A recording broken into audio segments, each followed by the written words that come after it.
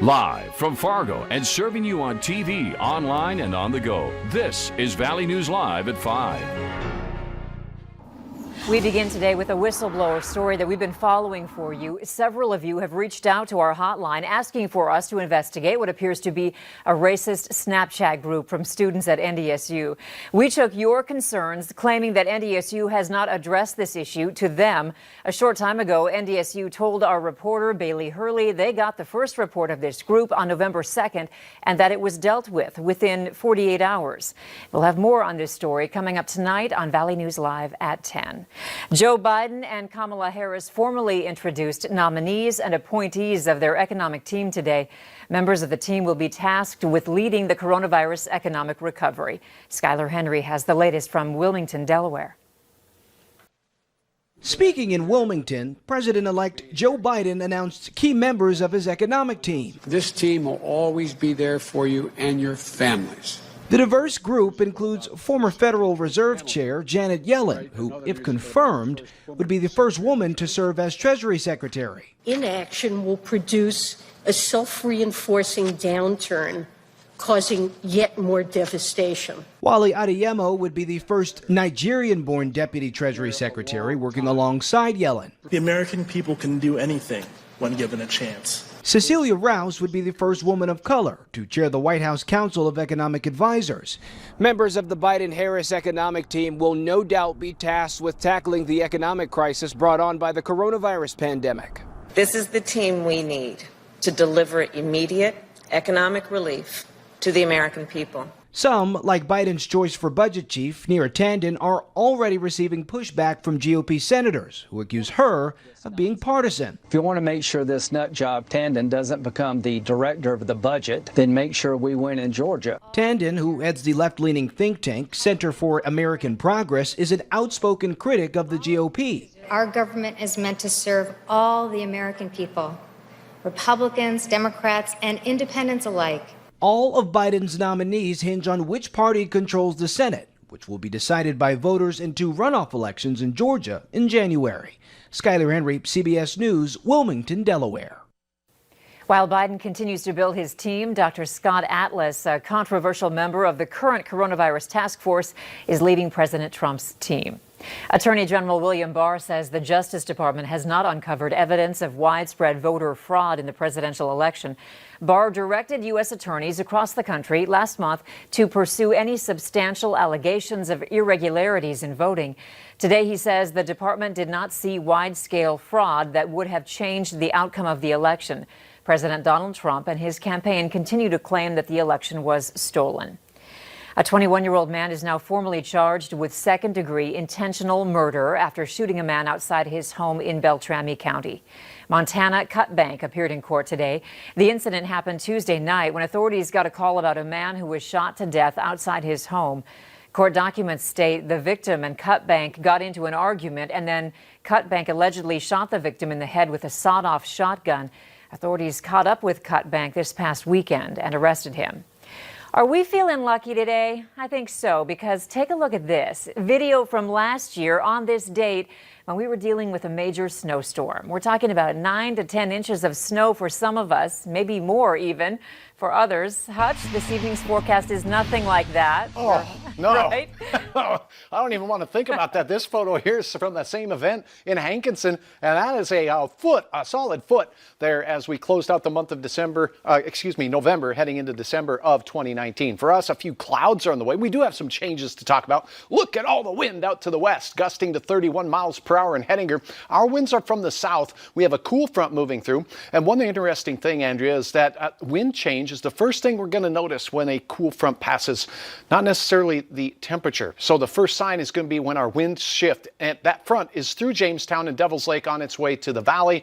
Temperatures still holding strong behind the front, though, as the coldest of the air is way up near eastern Montana. Beautiful shot here from the Home of Economy camera in the Devil's Lake area right now. Temperatures tonight will be in the 20s. Increasing clouds, and our wind will shift, Andrea, and that'll bring some changes for your hump day. I'll have details on how your area's forecast is going to change with this cool front moving through here in a minute. All right, thanks, Hutch.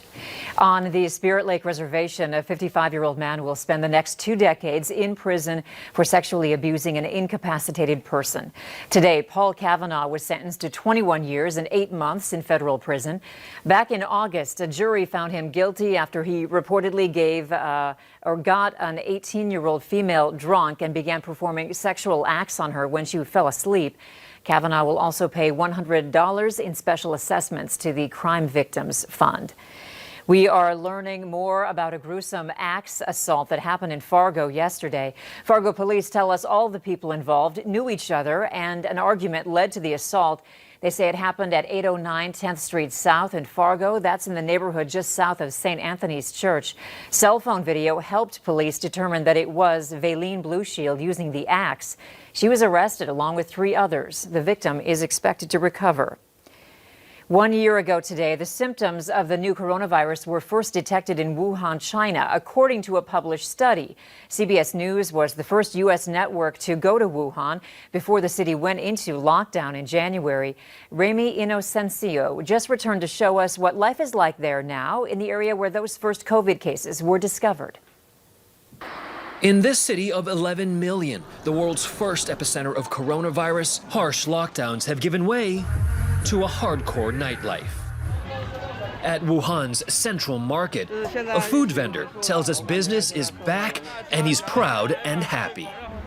That sense of optimism is shared by students coming to see this massive new government-sanctioned exhibition called People First, Lives First, in the same space as one of the earliest, biggest makeshift COVID hospitals. It hails President Xi Jinping as heroic and the strong leadership of China's Communist Party. It also highlights frontline healthcare workers, but mentions of those who died are hard to find. Attendees told us it was factual and comprehensive. Beijing, having declared victory in its war on COVID, has now opened new fronts, trying to pin its origin on other countries, including the US, Italy, and India. Although China was the first to report cases, said Foreign Ministry spokesman Zhao Lijian just last week, it doesn't necessarily mean that the virus originated in China. This is the Wuhan Institute of Virology, believed by some to be the origin of COVID-19. Now, we tried to get access to this institute for months, but we were turned down. We also tried to interview many Chinese doctors across the country. They all said they were either busy or were frankly barred from speaking with us. We did speak with Dr. Linfa Wang, who's been researching COVID's origin. What's the chance that the coronavirus did not originate in China? Origination is difficult, but let's face it, a human outbreak started in Wuhan. Wuhan native Tao Yu, who works at a state-owned enterprise, is one of countless people still looking for answers. His father died from COVID in February. The government sent condolences and about $600 as compensation. It felt hollow, he said. I still don't know where the virus came from. If you ask me who to blame, I don't know. Remy Inocencio, CBS News, Beijing. There have been major improvements in the budget forecast for the state of Minnesota amid the pandemic. The Office of Management and Budget says the state is expected to have a surplus of $641 million for the 2020-21 budget. But not everything looks so good. For the entire budget biennium, the state is projected to have a $1.2 billion shortfall. The governor says he hopes the new budget forecast will accelerate the need for a special session to pass new aid for businesses affected by COVID-19. We have that detailed budget on the free VNL News app. A bipartisan group of lawmakers is pushing a COVID compromise relief plan on Capitol Hill, telling fellow legislators and leaders that it's time to move forward on helping the American people. The $908 billion proposal contains money for unemployment benefits, for state and local governments, and for the Paycheck Protection Program. This is a COVID emergency relief framework. We've worked in the best interest of what we believe is great for our country, it's good for our states, and we can all go home knowing that we have worked diligently to make sure that the unemployed, the small businesses, the state and local funding, student loan forbearance, everything that's going to come to a halt in December because of the timing, that's not going to happen. The West Virginia senator ended by saying, "We're battling COVID-19 more fiercely now than we ever have before, and it's inexcusable for us to leave town and not have an agreement." It is the 65th anniversary of civil rights icon Rosa Parks refusing to give up her bus seat. Nicknamed the mother of the civil rights movement, Parks was aboard the Montgomery, Alabama city bus on this day in 1955. When the bus driver demanded she and 3 others move to allow a white man to sit, Parks refused, then was arrested and found guilty of disorderly conduct. She spent 4 days behind bars. Her refusal to leave that seat sparked the Montgomery bus boycott, a pivotal part of the civil rights movement.